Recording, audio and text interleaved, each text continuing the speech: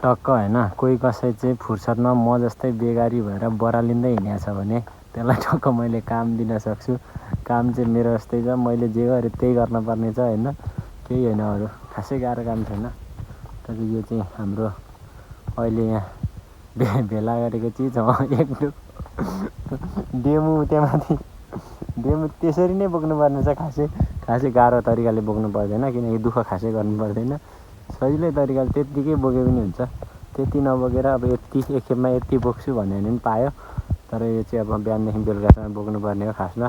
हामीले चाहिँ ठगेर अघि भर्खर आएको क्या, अहिले 1-2 भइसक्यो, कति भइसक्यो होइन। अनि ऊ परलाई पुर्याउनु पऱ्यो। त्यहाँ पर देखिरहेको नि हुँदैन, त्यहाँ देखिरहेको छ, त्यहाँ पुर्याउनु पर्ने। त्यहाँ चाहिँ हाम्रो माछा पोखरी बन्दैछ। हेर केटा चुइँ चुइँ चुइँ अब पुण्य लिम्बूले बोक्नुपर्ने हुन्छ यति बेला। ओइ ओइ